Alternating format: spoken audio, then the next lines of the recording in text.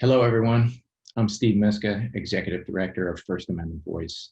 Are you concerned about the state of civil discourse in our country, or maybe even in your own community? If you want to help FAV bring programming like the discussion you're getting ready to watch to others, please consider going to our website at firstamendmentvoice.org and click on the Join tab. You can learn about the benefits of membership and become a part of a movement reinvigorating and understanding about freedoms of speech, religion, the press, assembly, and petition. And if you like our videos, feel free to subscribe to our YouTube channel. That's First Amendment Voice, all one word, .org, O-R-G. Thank you, and enjoy the webinar. Welcome, everybody, to the final webinar of our National Symposium for First Amendment Voice. I am Steve Miska, the Executive Director of First Amendment Voice, and we do this every year on Constitution Day and Citizenship Day, a celebration of the founding principles of our country. And we are tremendously blessed to have a panel sponsored by FIRE, the Foundation on Individual Rights and Education, today to discuss one of the First Amendment freedoms, but specific to college campuses. And our theme overall for the symposium has been, how has the pandemic impacted our First Amendment freedoms? And we've looked at all of the individual freedoms and how this pandemic that has impacted the entire world has shaped the way we as citizens of this country exercise our free expression or our religious freedom or the other freedoms embodied in the First Amendment.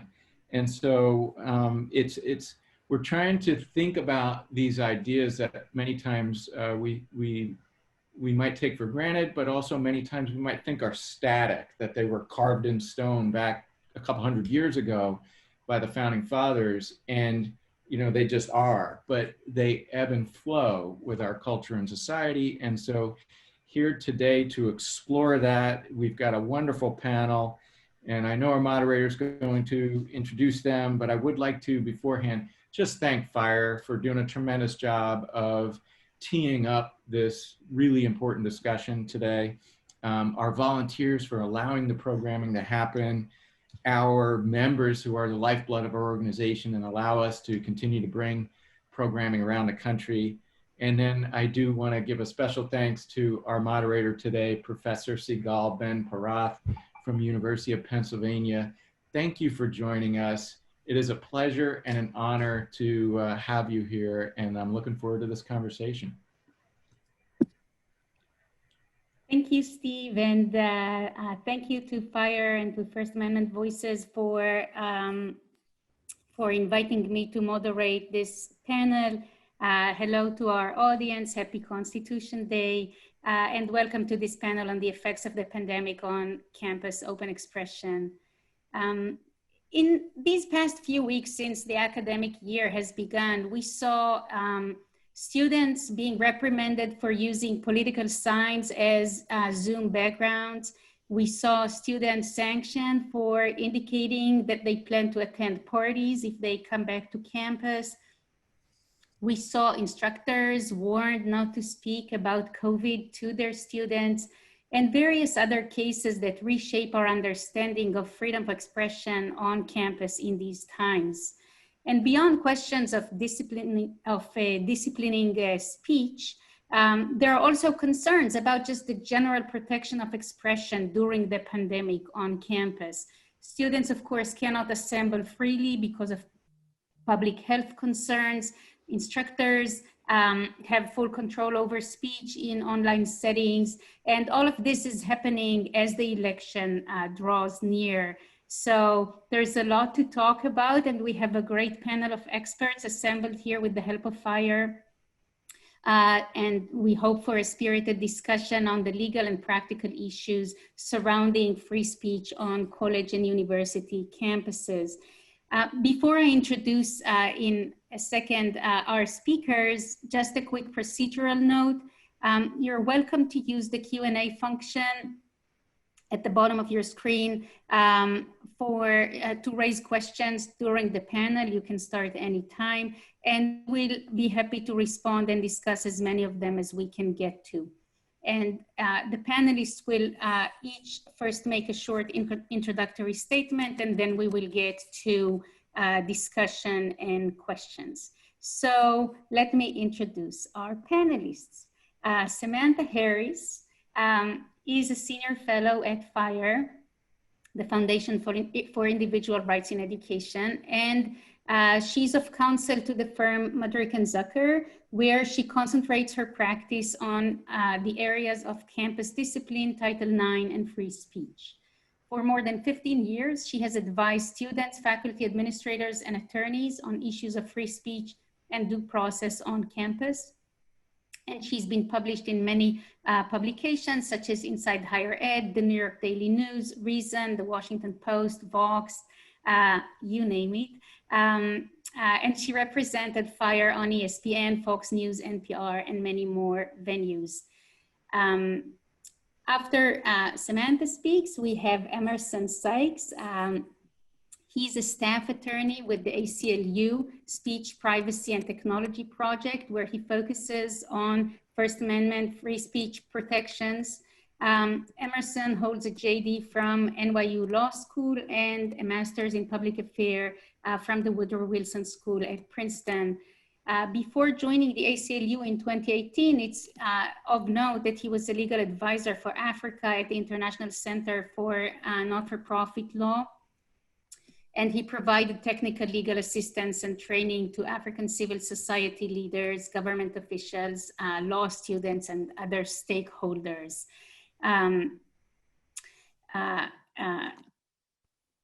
Emerson previously served as assistant legal counsel to the New York City Council, where he contributed to the council's friend of the court brief against NYPD's stop and frisk program. And he was also a senior fellow in the Office of a Member of Parliament in Ghana, conducted US foreign policy for the Century Foundation. So definitely has a lot of experiences that bear on our conversation today.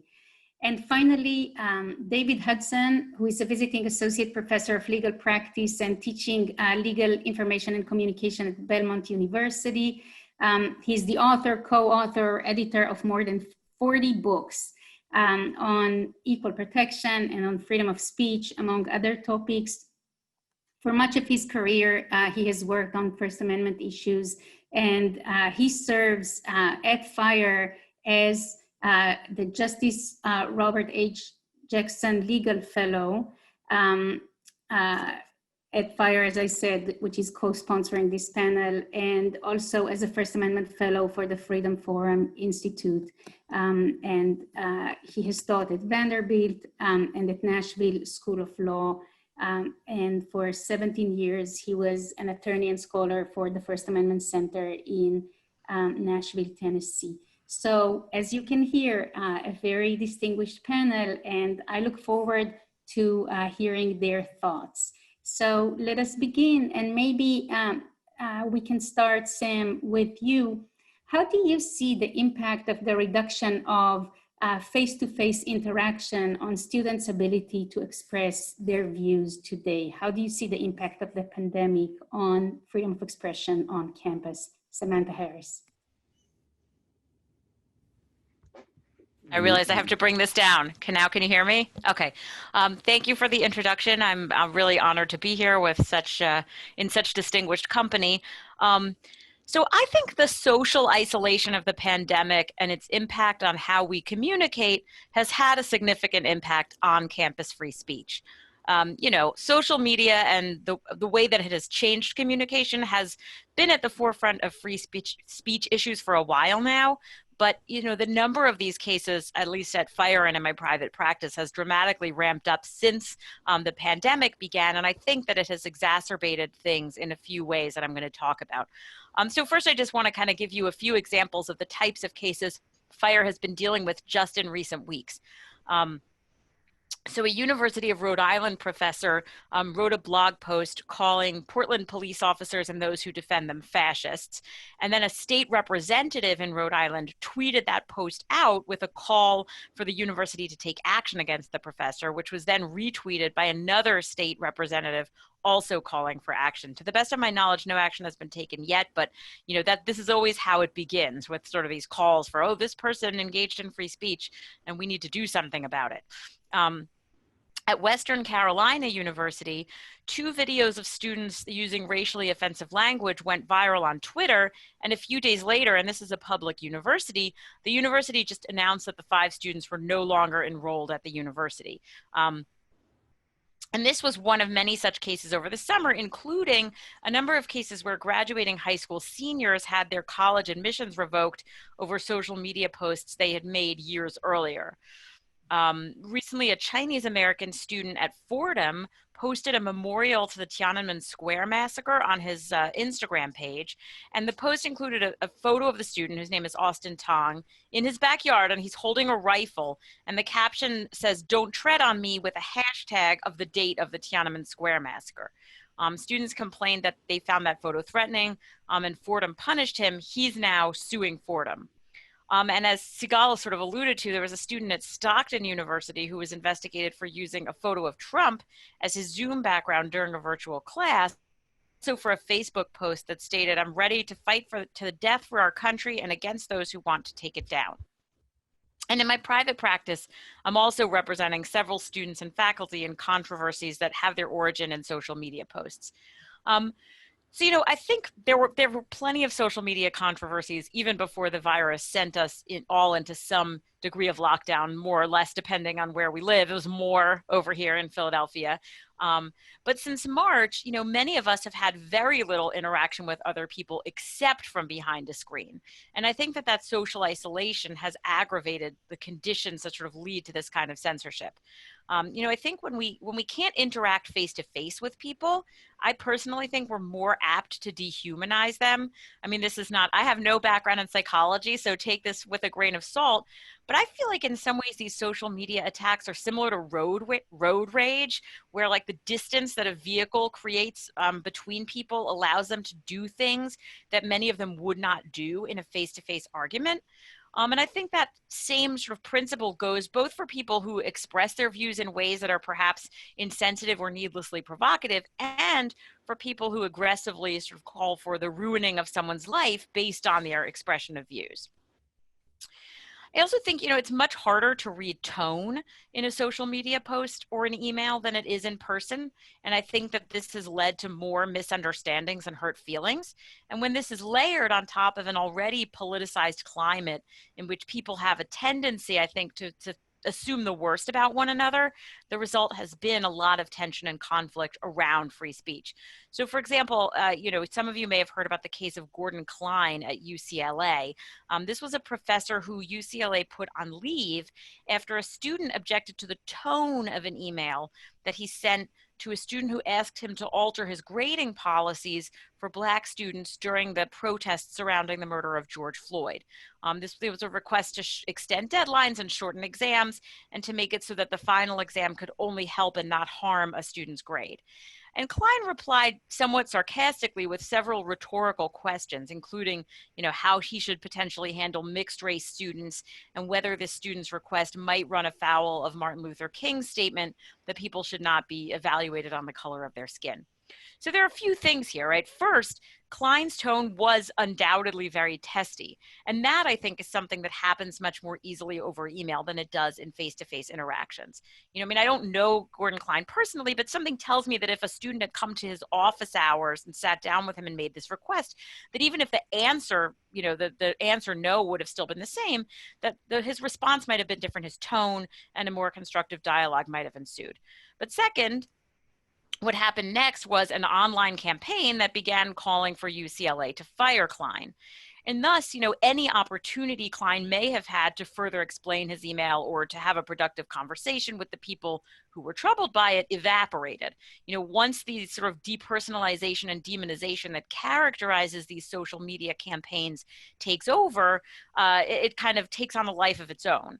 So it was under that pressure that UCLA placed Klein on leave. And that's something we learned this week, that he's been reinstated. But I think that anecdote is sort of a good example of the issues on both sides of the plate, the speaker and the people offended by the speech, that can be exacerbated by a lack of in-person communication. So I think, when you take this depersonalizing effect and when you combine it with the isolation and stress of the pandemic, as well as the incredible political tension in the country right now, the result has been a dramatic increase in demands for censorship. Now, the question of why those demands are being met is another question. And I'm sure we could have a whole other panel discussion about whether or not it's illiberal to use your own right to free speech to demand that other people be fired or expelled for saying something that you disagree with. But the reality is, wherever you come down on that question, the reality is that you can't be canceled unless someone in power gives in to those demands. So why are college administrators around the country, even at public universities bound by the First Amendment, giving in to demands like this? And, relevant to what we're talking about here today, has the pandemic changed that at all? In some ways, look, administrators have been giving into these types of demands too frequently. That's why FIRE has been around for more than 20 years. But I do think the pandemic may be making things even worse in a couple of ways. First, college administrators themselves are not immune from the depersonalizing effects of all of this virtual communication.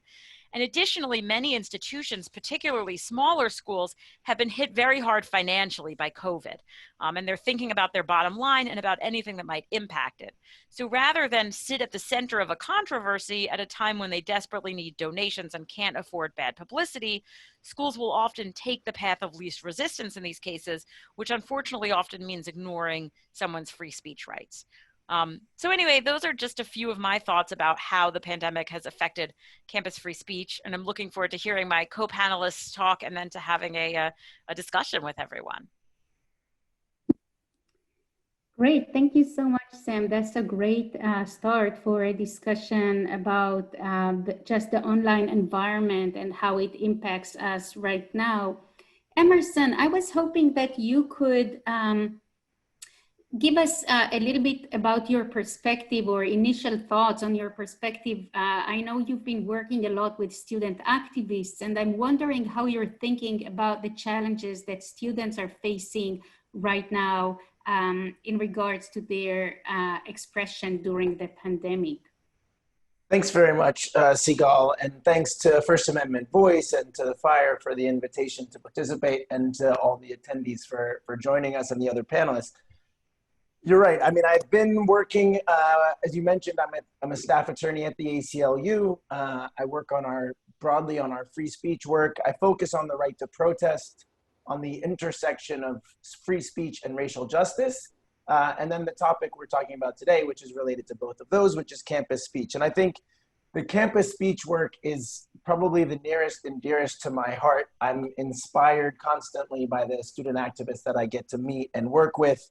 And as you mentioned, I sort of have an international background, and whether I was in large part inspired by the anti-apartheid movement in South Africa, which, as you probably know, students played a huge role in. Hector Peterson was an icon of the movement. But all this is to say that I've always been drawn to the power of student activists and their capacity to really bring about positive change, not only on their campuses, but also in society more broadly. So the types of free speech disputes, I mean, Samantha talked a bit about some of the online ones, and I know in your book, which I have close at hand, Free Speech on Campus, you really did a great job of sort of talking about the types of disputes we see on campus. At least we did in the before times, before COVID-19, whether it was a controversial speaker, a faculty member saying something that people found offensive, or students offending each other with their speech. And so people have talked about the role of the university as the government, the role of faculty, the role of legislators in trying to figure all this out. But again, I sort of come back to what are the student leaders who are going to be on the spot when something goes down on their campus. They're going to be the ones who have to figure out how they're going to react. Are they going to make a big deal out of it? Are they going to try to involve the media? What are their demands going to be? What kind of protest actions are they going to take? And it's the heads of organizations and different kinds of student leaders that I think are really, oftentimes thrust without much warning into very heated situations, and they don't always have the tools to understand or to look, these are 18, 19, 20-year-old folks oftentimes with often a lot of experience advocating for things they believe, but have probably never had a course on the First Amendment. So my approach has always been to try to encourage those student activists and empower them with understanding about sort of why we think free speech principles are fundamental to activism, but avoiding the sort of blaming the youth, as Bob Marley told us not to do, or sort of lamenting the state of our democracy. I think, these student leaders have really hard choices in front of them. Oftentimes they sort of get pilloried in the press and by First Amendment folks if they call for censorship, which we have to acknowledge is a reasonable, it's not a position I agree with, but it's a reasonable reaction to offensive speech. And so then they're sort of reprimanded as youth who don't understand what's going on. And so I disagree with the idea that censorship is the answer.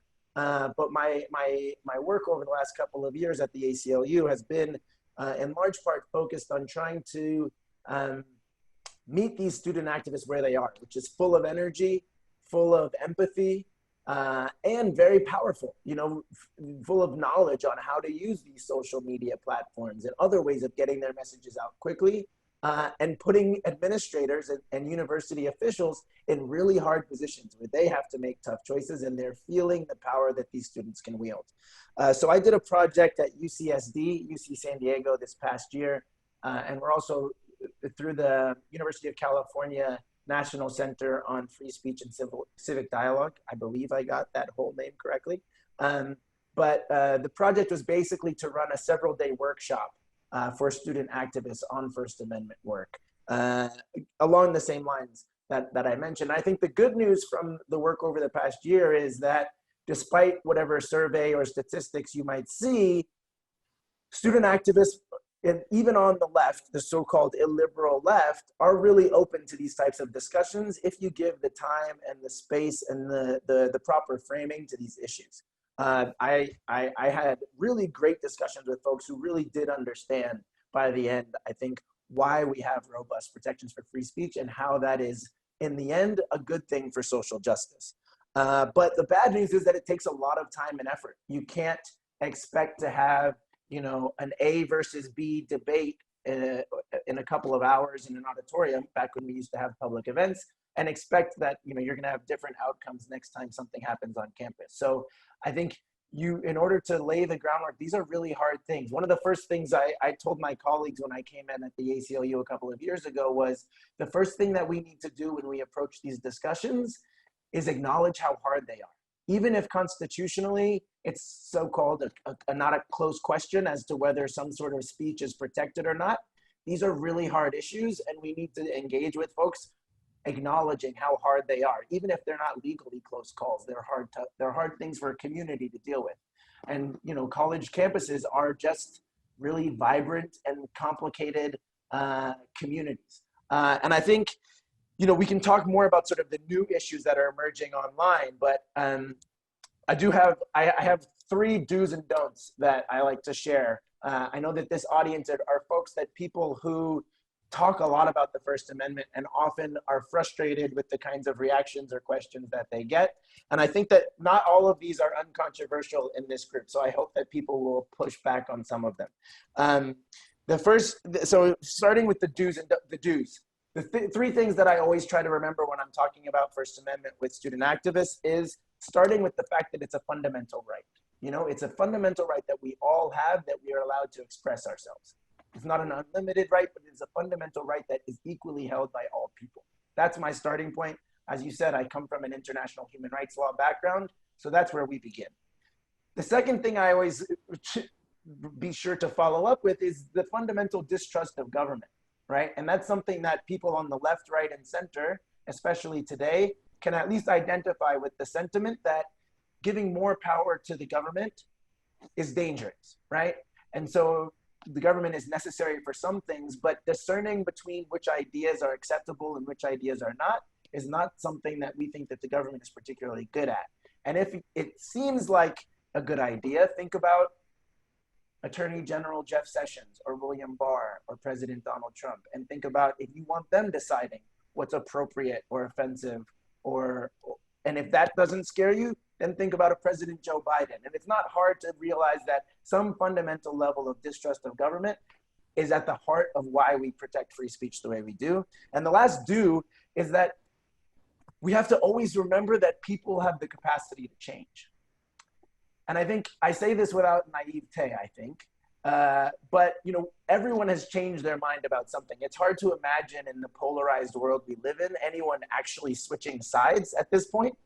But I think, if we're honest, if we think about our lifetimes, if we think about people close to us, people change their minds about really fundamental things. So I don't mean to say that just because you hear some kind of argument, you're gonna all of a sudden be persuaded, or that you can talk somebody out of being a KKK member or something like that. I'm not being, I think, overly optimistic, but just remembering that if you're committed, if you, like me, are committed to restorative justice, if you're against a punitive criminal legal system, if you're for limited government power, then you have to also be reminded of the idea that people can and do change. And so I think this gets into sort of the call out culture, I think is great. We need to identify what's happening in our communities, understood ideas like institutional racism and other things that people didn't understand until they were called out.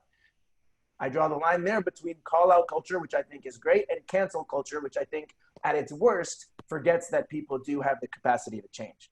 So those are my 3 do's. It's a fundamental right. Don't trust the government, believe in change. My 3 don'ts, which I think may be more controversial in this group, is I don't start, and this may be blasphemous on Constitution Day, but I never talk about the founding fathers or their great genius as the reason that I protect free speech. We can debate their genius another time, but long dead white men who were slaveholders are not the reason that I believe in the right to protest, to be quite honest. I believe in the right to protest because it's a fundamental right, and because I realize that a society is better off when people are empowered to voice their views. And so I think the reality is that a lot of folks, especially on the left, are going to immediately be turned off when you start talking about how things used to be better. And there's some golden age that we need to try to reflect, because for most folks who are progressive, that golden age that we need to go back to does not exist. And I think that's related to my second don't, which is a very common one, I think, which is sort of lamenting kids these days, right? These kids don't understand the Constitution. They don't understand democracy. They're not willing to pay the price of democracy, either emotionally or financially or whatever the cost may be. But I think that this is such a totally unhelpful way to approach youth, whether you agree with them or not. I think you have to realize that youth today are incredibly energized, incredibly empathetic, and are incredibly skilled in communication. And if they haven't been taught civics in school, it should not be shocking that they have an overabundance of empathy and maybe an underdeveloped understanding of how our political institutions are supposed to work under quote unquote normal times, right? So I think avoiding the sort of, back in my day, we didn't have these types of issues. 1, it's not true, and 2, it's not helpful. And my last don't is that I never really talk about the marketplace of ideas. And maybe this is the most controversial thing in this. I think the founding fathers may be more controversial, but I never really talk about the marketplace of ideas, because I think the reason that I believe in free speech and a robust First Amendment is not because it automatically leads to a good outcome. I don't think that we get truth from more voices necessarily, right? Like there's nothing inevitable about the right argument winning.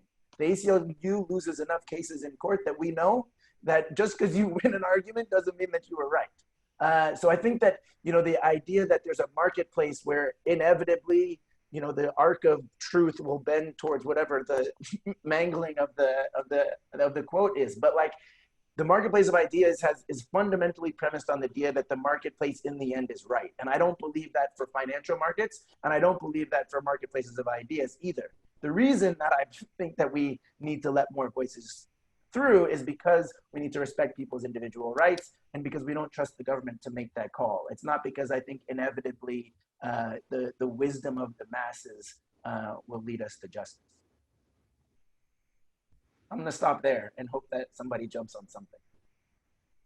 It's really great, Emerson. Really appreciate these comments. And I really, even though we're really focusing today in this panel on college campuses, your point is very well taken that the work in K-12 really has to ramp up. And a lot of people in the K-12 space, where a lot of my work, I do a lot of my work as well, a lot of people are growing to recognize that it's very important to teach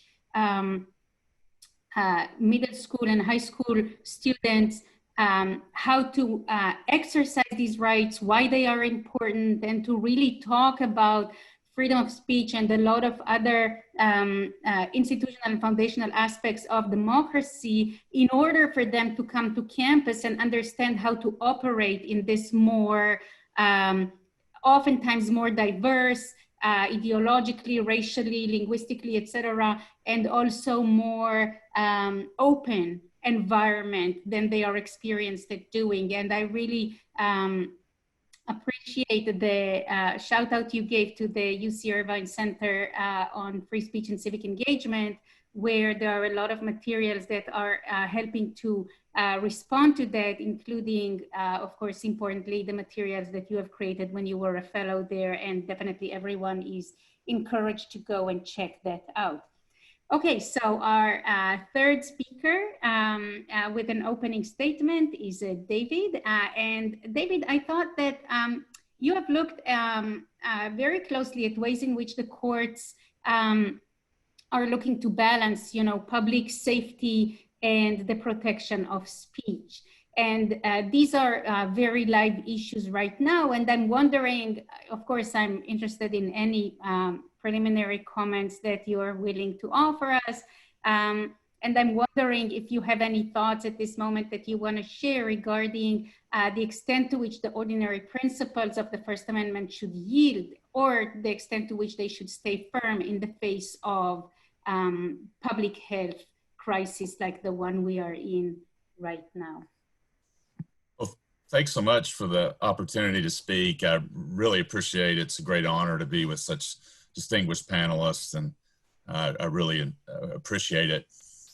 First off, I'd like to say with regard to public safety, I'd like to talk about the concept of police powers, which is a concept that's traced back to the 16th century. Historically, colonies and then states and then local municipalities had a tremendous amount of power and authority to regulate individuals, regulate freedom of movement, regulate freedom of religion, regulate freedom of speech in the interest of general public health, safety, and welfare laws. And the general genesis of that is traced back to the colonies, right? So in 1719, for example, the colony of Rhode Island had a principle that said that a vessel had to anchor 1 mile away from the dock if it contained any material that was contagious, right? So we all talk about COVID-19 in the current pandemic, but in reality, right, throughout history, we've dealt with smallpox, yellow fever, typhoid, malaria. And so John Winthrop in the Massachusetts Bay Colony talked about restricting various individual freedoms in the name of public health. And that today is still a salient issue, right? The idea that government officials exercising their local police powers can trump individual liberty. This continued in the early 20th century. In 1905, the United States Supreme Court in Jacobson versus Massachusetts upheld the right of Massachusetts to upheld a compulsory vaccination law and rejected the free exercise claims of a pastor who claimed that he had essentially a free exercise right to an exemption from this generally applicable law. And what the United States Supreme Court held there is that there were, quote, often manifold restraints that can be placed upon individuals for the pursuance of the, quote, common good. And so essentially this historical period through centuries gave government officials the power to even quarantine individuals. During the Spanish flu epidemic, which I believe killed about 675,000 people in the United States alone, in New York City, they were closing businesses and doing much of the same things that are being done in various states today.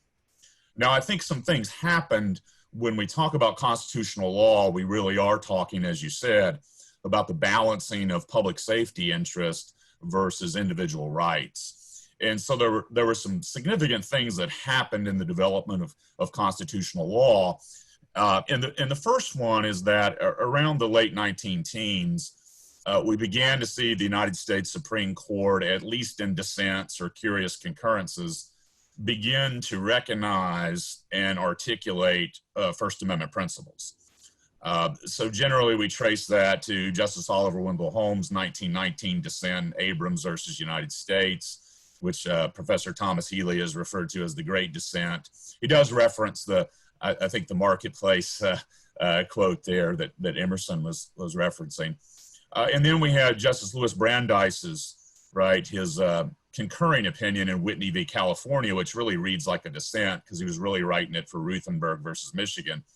But there's a passage in there that I think is also very important for free speech principles and also speech issues on college campuses, where he said, if there be time to expose through discussion the falsehood and fallacies, to avert the evils by the processes of education, the remedy to be applied is more speech, not enforced silence. So in other words, when we're confronted with obnoxious, repugnant, and hateful speech, perhaps we shouldn't immediately call for censorship, but try to counter it. And that counter speech doctrine is something that developed. Another historical development that sort of shifted the balance, I think, was in 1931, speech started to win. So you got Stromberg versus California, where the court recognized implicitly at least the right to symbolic expression. That's a case that the ACLU touts quite a bit. You also got Neer versus Minnesota, recognizing free press rights.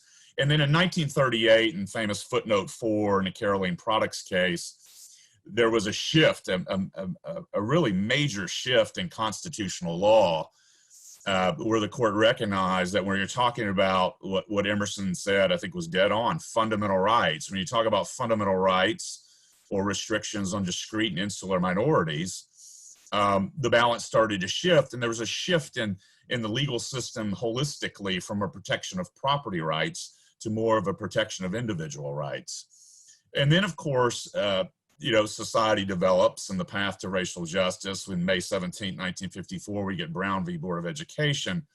But more specifically, that launched a host of young activists in the civil rights movement of the 1950s and 1960s. And I think the true significance there is that free speech law really developed through the crucible of the civil rights movement of the 50s and 60s, like the late, great John Lewis saying that the civil rights movement without the First Amendment is akin to a bird without wings. And this happened to coincide when we had a United States Supreme Court that was also quite conducive to the protection of individual liberties, namely the Warren Court.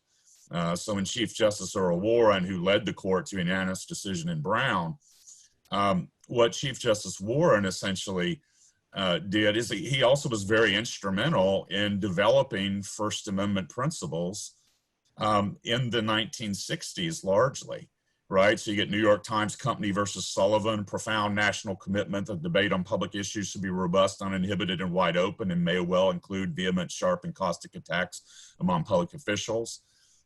We get cases like Edwards versus South Carolina in 1963, where 187 African-American students were arrested merely for peaceful protesting as they're marching to Columbia, South Carolina. And the United States Supreme Court said that the 14th and First Amendment do not allow the criminalization of peaceful protest. The sort of the fourth historical development was that in the bit in the Rehnquist court and the Roberts court, there's been a real concern and development of the principle of viewpoint discrimination. that viewpoint discrimination is anathema to the First Amendment. And it's been articulated in many different contexts, sometimes in protecting very, very hateful expression like RAV versus City of St. Paul in 1992. But essentially, this gets into, there's a bit of confluence, right, at times between the First Amendment and the Equal Protection Clause, where, if you selectively target a specific type of speaker, that not only presents First Amendment problems, but it presents equal protection problems.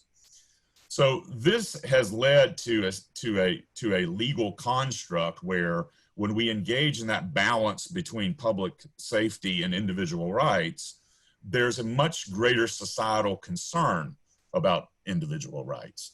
And when we look at how courts have approached this balance in the COVID-19 era, you can see different strands of thought and how judges approach it.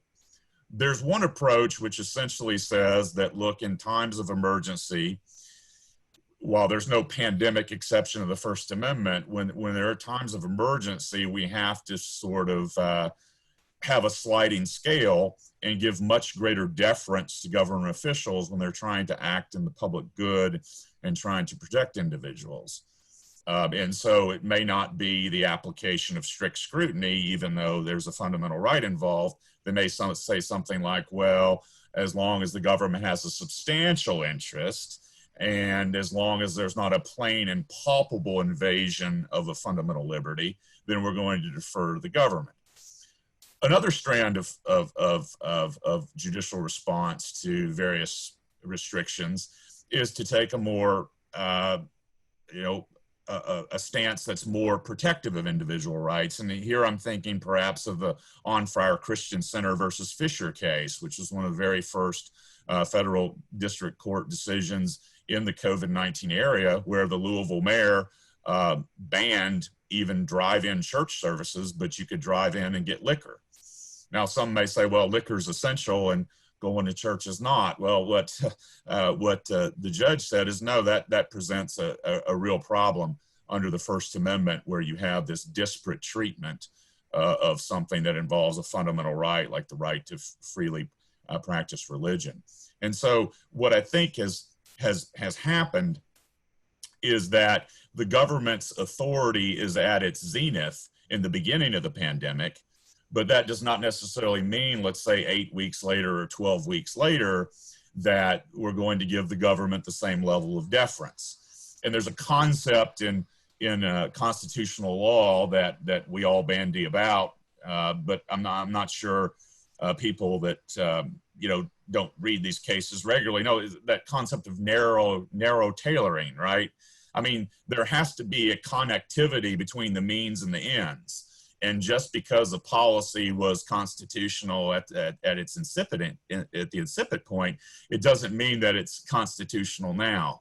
And what that means on college campuses, what that means throughout society, is that initial deference to government officials may not be as strong. And we have to really look closely, particularly when a lot of the governmental responses have been what I would refer to as arbitrary. Right? If you selectively allow some businesses to open, but don't allow others, a lot of these restrictions are arbitrary and may not even pass rational basis review if it's applied rigorously. So to sum it all up, initially it was almost largely all on the scale of public safety, with the development of individual rights through a period of historical developments and constitutional law, the building of constitutional law. I think that balance is much more difficult, and there's a much greater deference to individual rights, right? Because that's so important to all of us. Great, thank you so much, David. And I really appreciate the opening statements from all three of you. And we're shortly going to turn to the audience questions. So I'm definitely inviting the audience to submit their questions if they would like to do that. But I would like to follow up actually with the three of you with a quick trying to get a quick, take from you on one point that was raised in your opening statements, which is the point about censorship. That is not a question that's unique to the pandemic times, but I think is put into a greater tension maybe, or it reflects a greater tension right now, both in terms of the protests we had this summer around racial justice, as well as in regards to the pandemic and the public health concerns. So I think I heard from all three of you, maybe Emerson and David more explicitly and Samantha more implicitly, that you see censorship of viewpoints, personal perspectives, ideologies, as censorship as never an appropriate or rarely ever an appropriate response to disagreement. And we are seeing, Samantha, you mentioned the Rhode Island case, right? Calling to fire a professor who said that police officers are fascists, right? We have the the mirror case at Skidmore now, with students calling to fire a professor who participated in a pro-police march, I guess, or gathering. These are cases where students or the administration are looking to censor or punish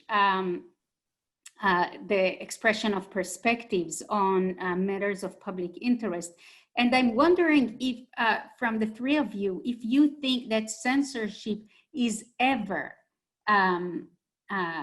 an appropriate tool to use. And obviously I'm talking about silencing perspectives that are within the legal domain, right? So I'm not talking about expression that's in itself already impermissible, right?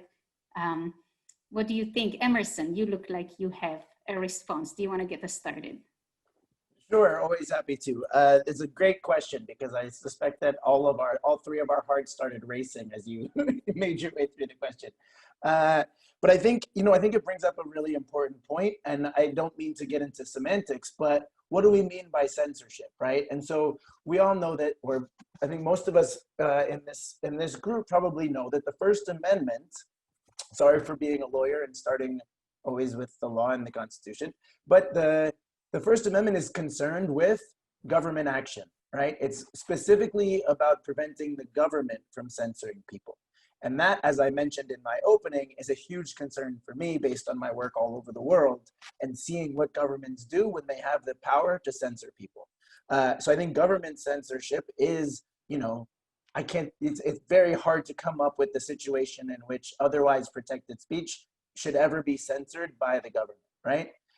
But when people also use censorship a little bit more loosely, or at least to apply to situations where, what we're talking about is on campuses where public universities are, for legal purposes, the government. So therefore, the ban on them censoring people applies as well.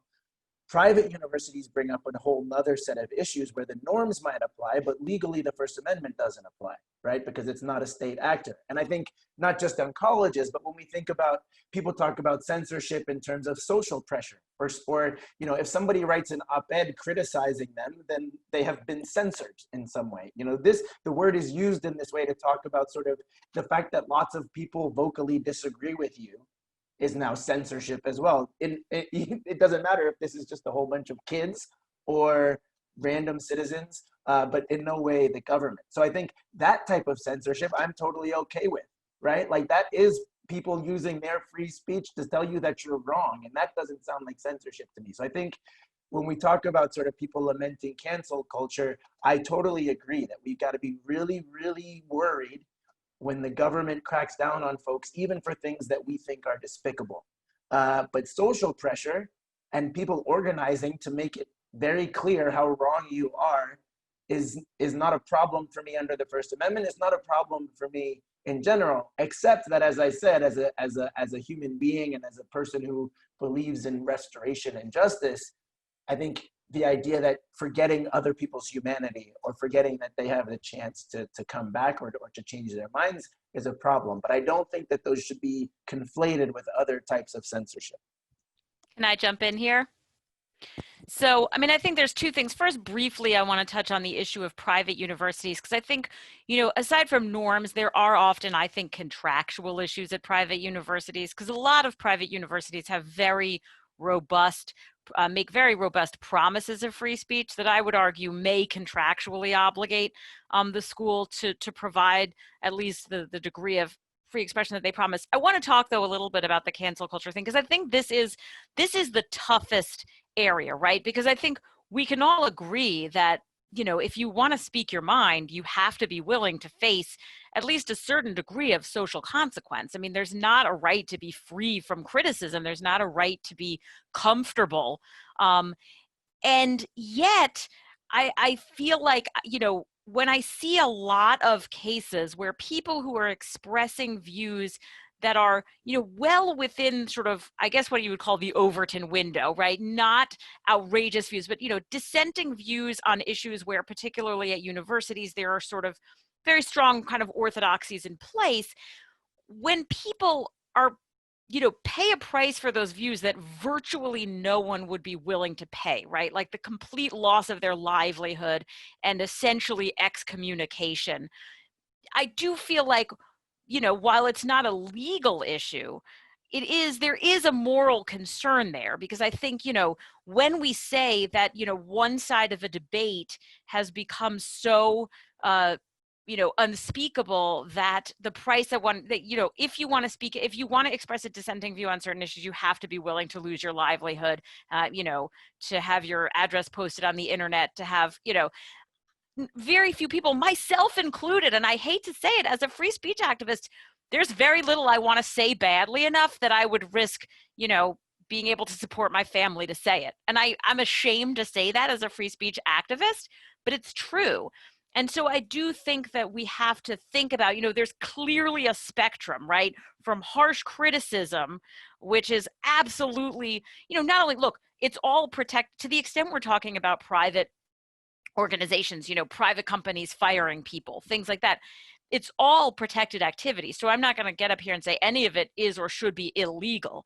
But in terms of how we should characterize it and think about it, I do feel like there is a spectrum with harsh criticism on the one end and complete personal and professional destruction on the other end, and that we do have to think long and hard about whether we want to live in a society where if you don't subscribe to whatever sort of the dominant viewpoint is on a particular issue, where you will face personal and professional destruction for expressing your views, is a society that we want to live in. And I would argue it's not. And again, that's not a legal argument. It's just sort of a moral one. Right, great. And David, I'll get to you in 1 second, but I think Emerson has a quick follow-up regarding especially the social media part of it, where a lot of the cancel culture interactions are happening. Go ahead, Emerson. Thanks, Sigal.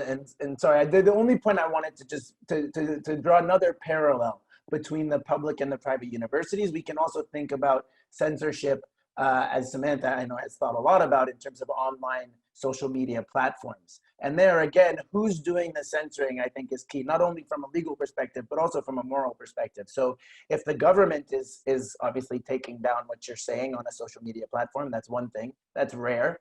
More often what we have is a discussion about whether the sort of infrastructure, the sort of the infrastructure of the internet, the companies that provide the methods through which information is exchanged, there's a strong argument that they should never be doing censorship, right? That is essentially like the roadways, that is, they're acting almost as a pseudo government, right? And so for those types of organizations to engage in censorship is problematic if it's not illegal. But for private platforms, I think it really does become a lot more tricky in terms of Twitter or Facebook. Even if you have lots and lots of members, it is a choice. You don't have to be on. And of course, these private companies, as Samantha said, have their own First Amendment rights. And just as you have the right to create the rules of membership for your private club, so too do people have the right to create rules of membership for individual groups on Facebook or for Facebook membership altogether. So again, I think it's not that these are not hard questions, but also who's doing the censoring really does make a huge difference. Great, thanks. David, did you want to say a word about censorship or? Yeah, I agree with my panelists. You know, I mean, generally it's just bad. It's bad, but I think the real problem is that, and one of my panelists mentioned this about it's such a polarized world where people have such dichotomous political views that a lot of people pay homage to the First Amendment, but they don't really respect the principles. And I think Nat Hentoff expressed it well in his book title, right? Free speech for me, but not for thee. I refer to it as a real dissonance between the First Amendment ideal and the real, right? The ideal is what Justice Thurgood Marshall said, right? Above all else, the First Amendment means the government won't restrict speech because of its message, ideas, subject matter, or content, right? That's First Amendment gospel, so to speak.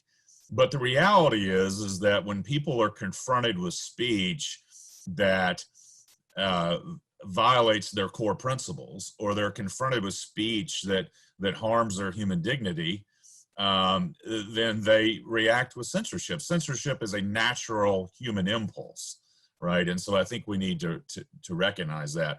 From a First Amendment doctrinal standpoint, it's awful.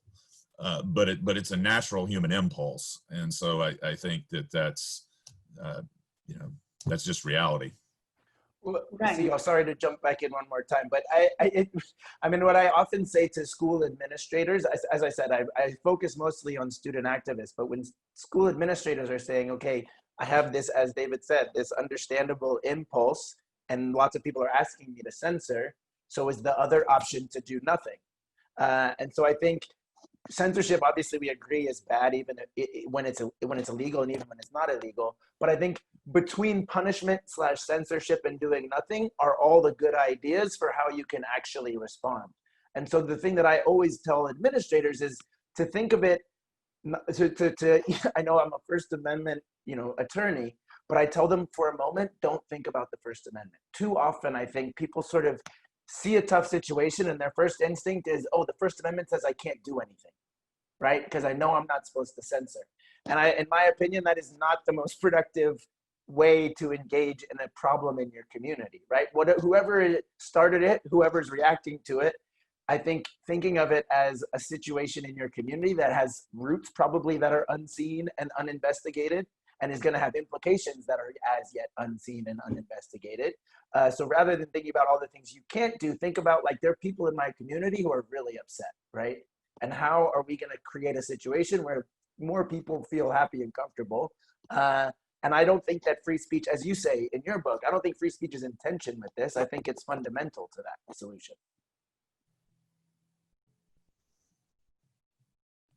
Great. Yeah, no, I agree, of course, that freedom of expression and creating an inclusion institution of learning, whether it's a private or a public one, they don't have to be in tension. And sometimes on the margins they are. And that's where questions about canceling, as Samantha was saying, or censorship more broadly, that's where they come up. But and then administrators are called upon to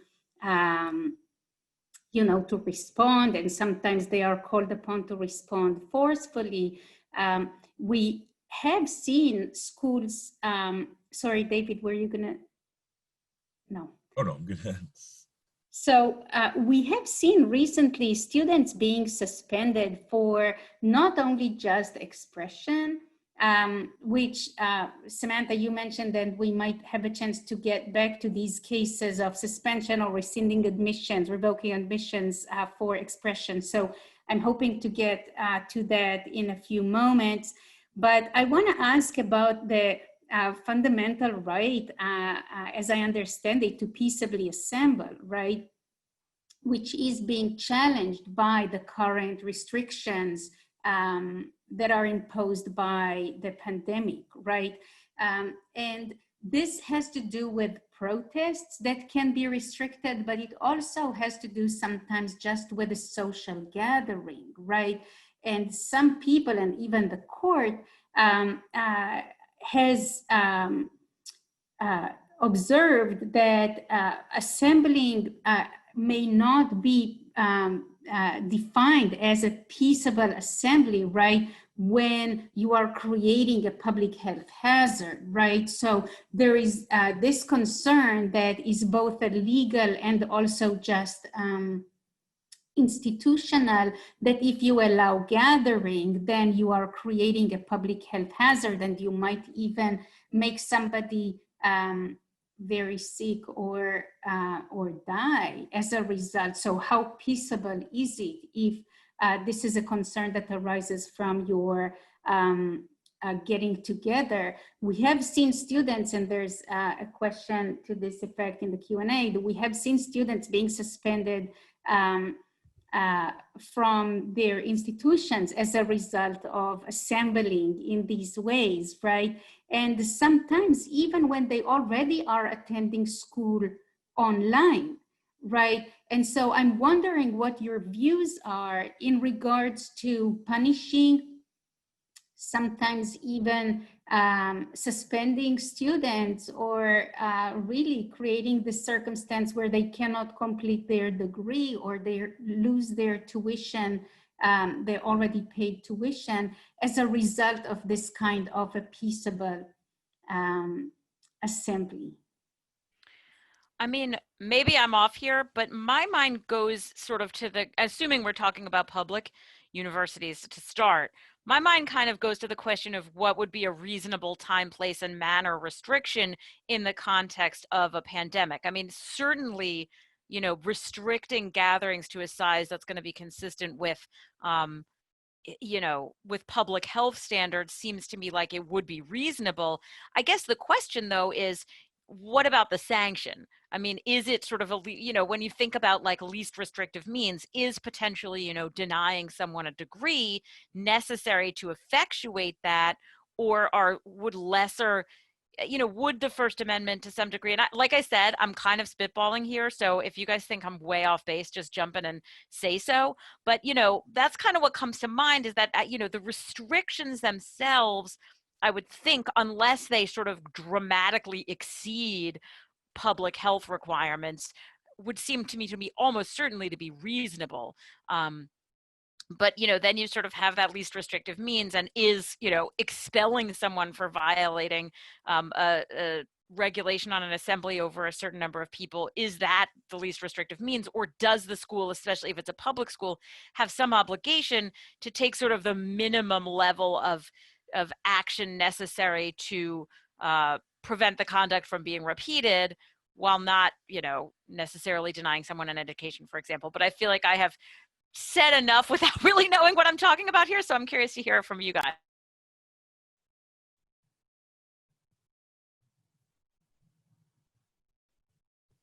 David, I'm happy to let you go, or I can jump in. Oh, go ahead. Okay, sure. No, I mean, I think, Sigal, I heard a couple of things, as Samantha said. I think when we talk about protest and social gathering and restrictions thereon, I mean, this has been something that the ACLU has been struggling with. Obviously, whenever we see protests restricted or public assemblies restricted, the hair on the back of our neck stand up. But we've really not challenged a lot of the emergency orders, especially the ones that are, you know, reasonably related to scientific evidence about public safety, right? Like things that are totally unrelated or viewpoint discriminatory. That's where we have raised more issues. But as David said, you know, the courts are very disinclined to do a lot of questioning of government in an emergency, right? The presumption is that the government's going to have more power than normal, and the courts are going to be very hesitant. As we've seen in some of our cases, we've been hesitant to bring cases knowing that judges will be skeptical of those arguments. But we have won a lot of them, right? And so the cases that we've won have been the excessive force cases, and sort of the ways that states have cracked down on protests, not so much in terms of the bans on protests. But I think people have been really creative in terms of how to protest even when they can't socially gather, right? If we've seen all sorts of online organizing, a lot of the activists that I've talked to have said that, you know, they meet with their folks regularly. It's no harder to get messages out. It's harder to recruit new members because you can't table in the middle of campus. but a lot of existing organizations, and it's hard for new organizations to, you know, get momentum going. But for existing organizations, big sort of fundamental organizations on campus, for the most part, they haven't missed a beat, and they've been able to organize online and push for changes and organize around safe reopening and those sorts of issues, in large part even more effectively because they're able to attend city council meetings that are online now. They're able to, you know, email and Zoom with administrators in a way that they never would have been able to necessarily stop by their office. So I think in terms of restrictions on protests and gatherings, it's tricky to challenge those from a legal perspective, though we have to keep our eyes on them, as David said, especially as the emergency extends.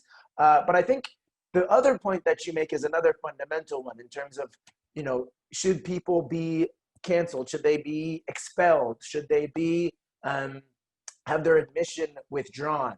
And I think that this speaks to sort of our societal difficulty with showing that we care about something without immediately going to as strong a punishment as we think is possible, right? So I think of it in terms of criminal justice, where we lock people away just to show that we disapprove of their activities, even if the data shows that that makes them more likely to reoffend rather than actually dealing with the roots of their trauma or you know, why they did whatever the criminal activity was. But I think it's true of universities too. I think it's true. I have little kids, you know, in child rearing, it's hard not to react immediately with punishment to show that you think something is important. But I think it's a lack of creativity, right? I think that we can and should, with our children and with people who have violated our criminal laws, and with students who are saying things that we don't like, find ways to engage with folks respectfully without immediately going to how can I punish this person or make them feel bad or make them feel shame. So I think that schools need to show that they care. I don't think they need to say, oh, this is just robust public debate.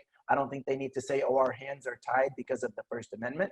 I think they need to address the issues in their community that are giving rise to this type of conflict and talk to the folks who are feeling offended about why they're feeling offended. Usually, it has a lot more to do with something other than one student's Trump flag in their background, right?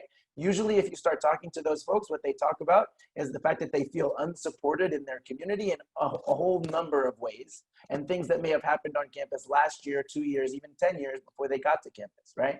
So I think that there are these underlying issues that sort of come out when there are these sparks, but we have to resist the urge to say, well, we expelled that person, therefore we've shown that we care about racial justice, right? And now that person has gone home and now they're a celebrity, right? So now have you actually done anything to deal with what was the underlying issue? And the students who were offended may be happy that that person's not in their class, but they're still gonna have all those other problems that they had that led up to that bubbling up of resentment. So again, I think it's not that these things aren't important, and it's not that universities shouldn't act and act quickly and act strongly, but I think we gotta resist the idea that punishment is the only way that we can show that we care.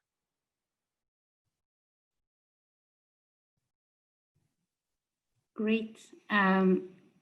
David, I can let you jump in if you want, or I can move to the next question, whatever you prefer.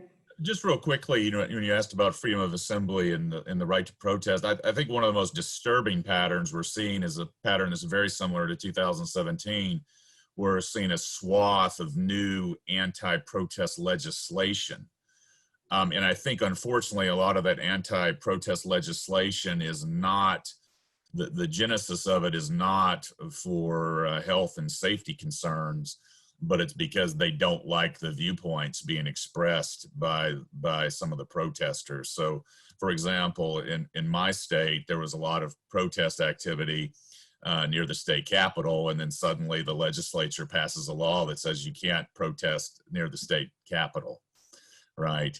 And I totally agree with what my co-panelists said with regard to punishment, right? It's almost like this, you know, at least in the K through 12 level, we refer to it as the zero tolerance concept, right?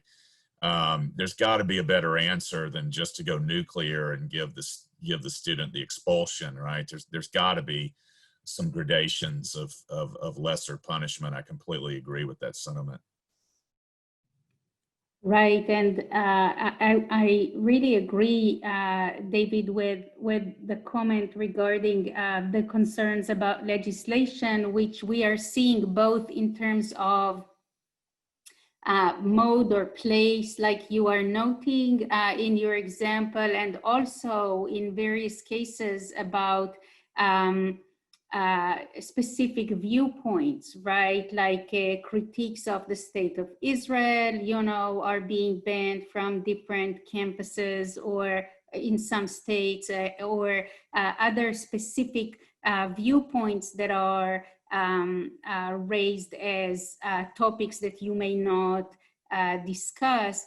And so definitely this is more in line with the original concerns that, with the original dues, right, that Emerson raised, concerns about the government restricting speech, right, or reaching in this way is something that we should keep our eyes on.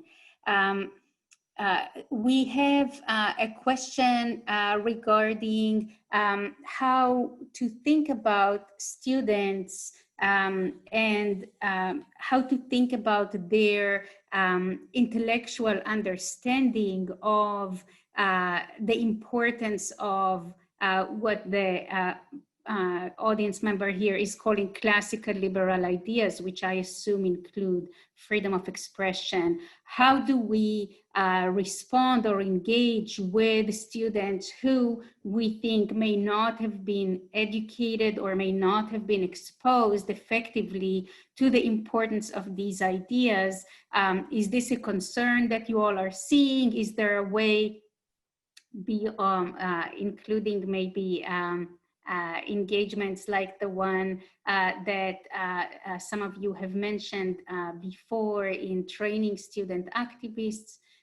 Are there ways in which we can think about engaging with students to support their recognition of the importance of these values and ideas?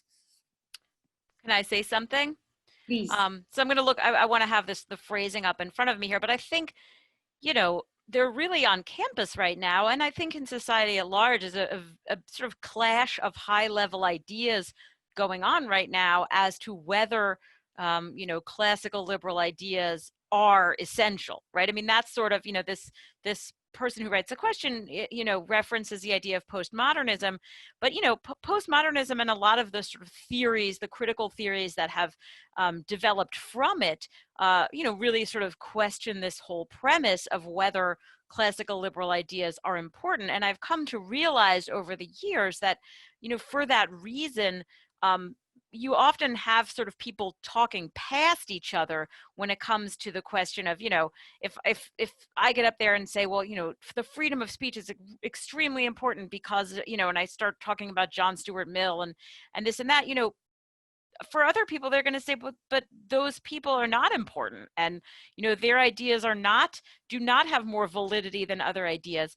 And so I think, you know, all of this just really speaks to the need, because like I said, I think this is sort of a clash of very high level ideas, but I think it's a clash that really needs to happen very much out in the open without sort of the fear of retribution for expressing one view or another that I think we see right now. And so I think, you know, I mean, this is a sort of very fundamental question that I think just sort of goes to the need for education to sort of remain someplace where ideas are, you know, tested and experimented with and explored, rather than where sort of one, because I would argue that in at least in some quarters of the academy right now, the sort of more postmodern view is primarily what's being taught, and that may or may not be the case. And I'm sure there are institutions where the classical liberal ideas are primarily what's being taught. But I think that, you know, I know Emerson doesn't like the marketplace of ideas, but I do think that when it comes to these two ideas, these are two sort of, I sound like a broken record, but very high level competing ideas that really need to continue to be hashed out very robustly, so that people really understand the arguments on either side. Because I will say, they are complicated arguments, particularly if you try without an academic background to understand why postmodern theory questions the sort of relevance of, you know, ideas like reason and, you know, things that we would consider to be Enlightenment values. I mean, without an academic background, and I'm somebody who would at least considers myself fairly bright and well educated, but a lot of that stuff, it's very dense and challenging to get through and requires, you know, somebody who can really explain it. So I think, you know, having sort of the best people arguing both sides of that debate for the people whose minds are not made up on that debate is really the answer.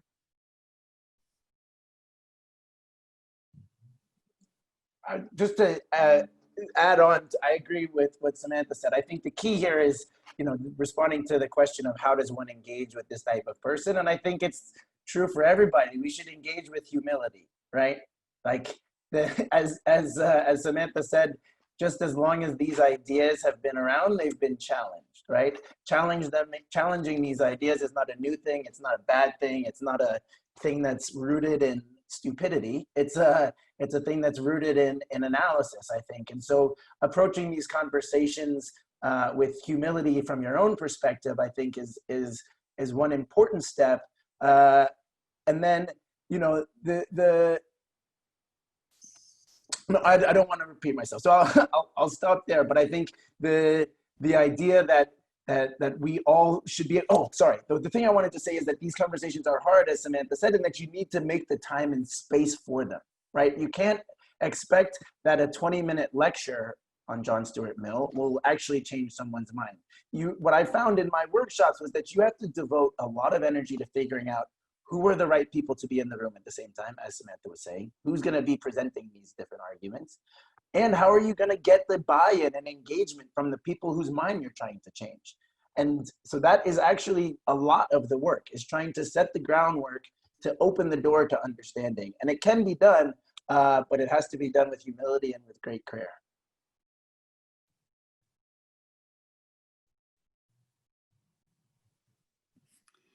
Great. So I think these are all great points, and I think it's important to keep in mind that we have to make sure that we meet students where they are, right? Rather than setting some kind of an abstract expectation of where they need to be and, you know, raising concerns about why they are not there, right? It's definitely important to see what kind of learning they have been exposed to already, what kind of concerns they currently have. So within the legal boundaries that we have to operate within, and that actually are oftentimes supportive of what the institutions are doing,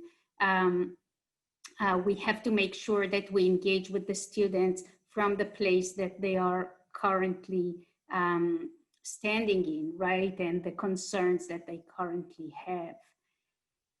I want to get to one other question, if possible, and that's, or David, did you want to add something, or? No, just very quickly, I think it also ratchets up the need for greater civic education, K through 12. It's already been mentioned, but you know, I'm stunned when I meet somebody who's 22 years old and doesn't know what the First Amendment is, doesn't know what the freedoms are, and has no conception of separation of powers or just fundamental basics. You know, it's troubling. It's troubling, but it's really not their fault, right? And No. it's also not even the fault of their teacher or school for the most part. It's the priorities that we have set as a society in terms of what it is that we're teaching in K-12 schools, what commitment we have to exposing children and young adults to the principles and the foundations of democracy, right? And so these are, you know, the back to basics movements, the standards movement, you know, all of these efforts to focus on testable subjects and international comparisons, they don't prioritize civics. And so in many schools, civics falls by the wayside, right? And we've been seeing that for a decade or so. And therefore, David, you are meeting people who, you know, are not really, don't have the basic knowledge in this way. Although, just, you know, allow me to be slightly optimistic just for a moment here, and to suggest that I think the significant rise in political engagement among young people in the last few years is actually, in initial surveys, we are seeing that it's accompanied with a parallel rise in political knowledge as well. So that means that when people really feel like politics is not something that happens over there and has little to do with them, but actually it's something that they care about and is affecting their lives, then they take the time to read the news however they do it, right? It might be in ways other than what, you know, people of my generations have grown up with, but they are taking the time to educate themselves, even if the schools are not always in a position to do that.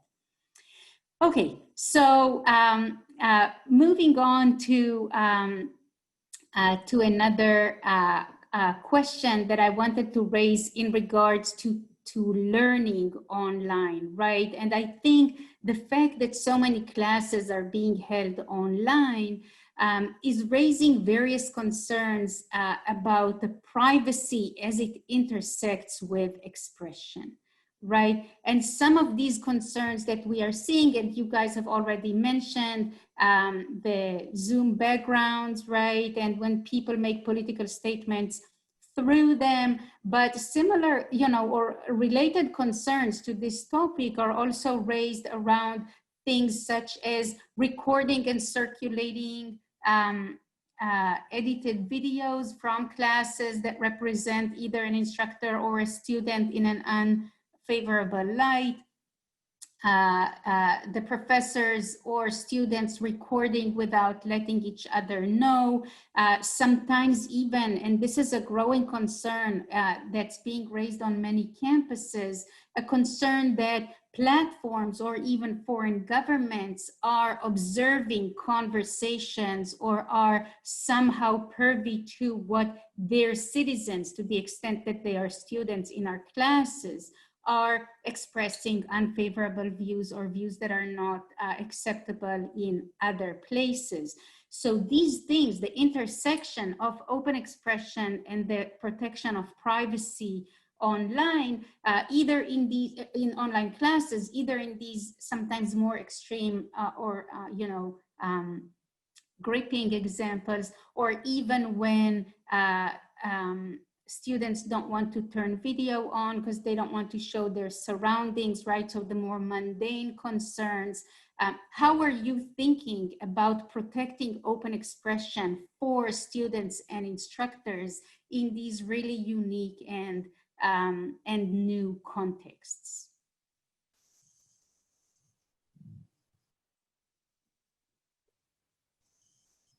Well, David's the professor in the group, so I feel like he should start. Okay, there's a lot. You asked a lot there, all very trenchant. You know, I can talk about my own personal experience teaching. I've taught now both online classes. I've taught in the classroom with masks and face shields on. And then I've also taught classes where I'm in class with a percentage of the students, but then most of the students are online, sort of the hybrid models.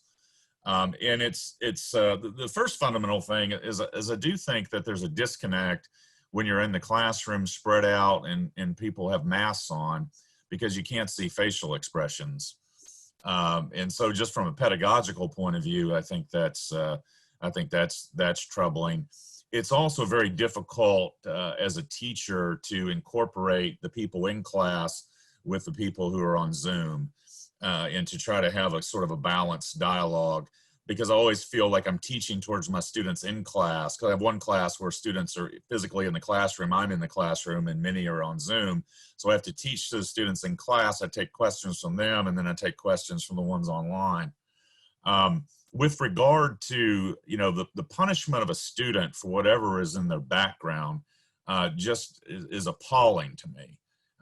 You know, and that's why I'm just, you know, proud to be affiliated with FIRE, because they take up some of these cases where there's just these gross abuses of power. So I think a person should be able to have a picture of any political figure It doesn't matter who they are. You know, that to me is disturbing, that we make judgments on people by what's in the background. I realize that's what we, I guess, do as human beings, is make judgments. But you know, I worry about that. Now, with regard to privacy in the First Amendment, that's probably we could do another hour and a half on that alone.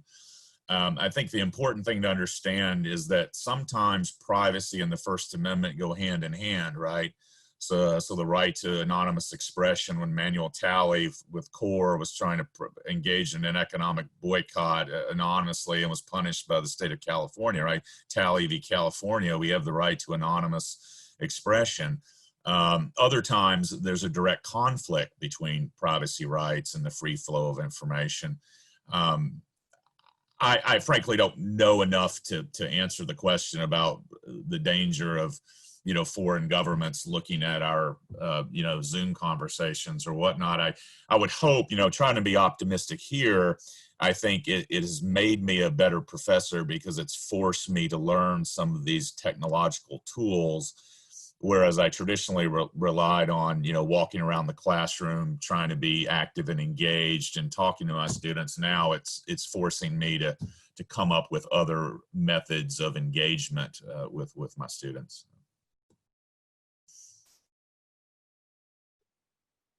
Just to add briefly, I appreciate that from David, who actually has real experience with all these different models. I can only imagine. My wife is a teacher as well, and I know how hard it is to sort of figure out how to do this on the fly while keeping students engaged. I mean, I know from the privacy side, as again, just for my kids, like I assume at all times that everything is being recorded. Even up to the end-to-end encryption that we use for our messaging is the only time that I let my guard down a tiny bit. But I think it's good practice to teach young folks that if the screen is on, whether it has a little red dot recording or not, assume that it is documented and assume that it is visible, even if something else says private. Like the privacy, we don't know even what the company is promising in terms of privacy may not be legitimately what they can offer or what cannot be, you know, penetrated by hackers. So I think for the privacy concerns are huge, and I think the technology is in a place that, you know, we can regulate our way out of it in some ways, but I think we also as consumers need to be honest about like the loss of privacy when you're using anything electronic.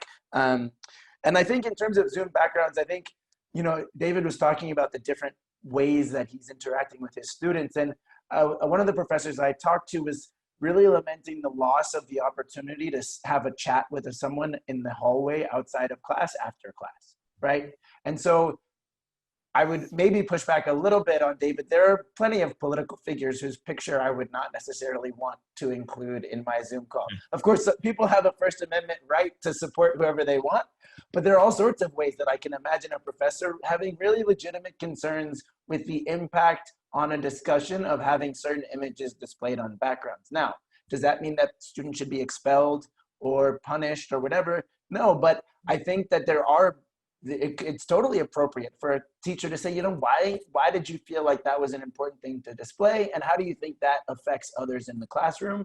Is that your intended effect? Why is that in your intended effect? Are there other ways you think that you can get your message across in a more productive way? Those are the kinds of things I think really skilled, good teachers can do in an informal way of de-escalating things and interrogating things without, you know, going to punishment. But with Zoom, that opportunity is much harder to find. Again, sending an email to someone, as I just said, emails I consider not private communication, right? So it's not an informal chat in the hallway if it can then be forwarded back to your department or whatever, you know, or posted online. So I definitely empathize with teachers for finding that middle ground for how to address things that are problematic, but that shouldn't be necessarily censored.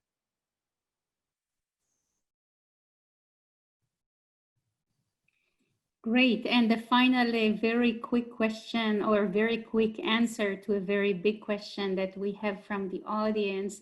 Are you concerned about advocacy that is expressing strong frustration and maybe even is being expressed in aggressive or violent manner Do you see that as something that is on the rise now? Is it coming from hopelessness or frustration? Are you worried about the current forms of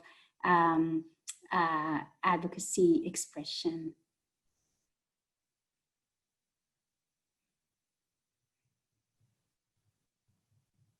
And you have, you know. Okay, I mean, I'm happy to share a thought if no one else wants to. I mean, I think, you know, first of all, I think that this is something where the pandemic has, you know, going back to what the original topic of this, you know, panel, I think, you know, when we talk about frustration and hopelessness, I think the pandemic and its effects on mental health have had a huge impact on that. And to the extent that, you know, we are seeing a rise in, you know, and obviously we need to distinguish between speech and violent action. I mean, violent action is not protected by the First Amendment. You know, but I can only imagine that, you know, the frustration and hopelessness and, you know, real for a lot of people, economic hopelessness of the pandemic situation has contributed to a rise in, you know, the expression of frustration through other than peaceful, you know, protected means. Yeah, I would just add that, you know, I'm horrified by violence, whether it's violence inside of homes that we've seen increase during the pandemic, violence by police officers or other instruments of the state, or violence by you know, private individuals, whether they're participating in protests or not. So I think I am not particularly alarmed by any spike in violent protests. I think in large part, I'm incredibly hopeful about the massive political mobilization that we're seeing among young people, among people of all different stripes. And, you know, Samantha made a reference to the Overton window. And I think what we've seen in just the last 6 months is how dramatically the Overton window can shift when people take to the streets and make themselves heard. And I think obviously, as we all know, the vast majority of protests do not involve violence. And so I think, you know, I'm horrified by violence whenever it happens and wherever it occurs, but I don't, you know, it doesn't sort of make me question my commitment to protecting people's right to dissent.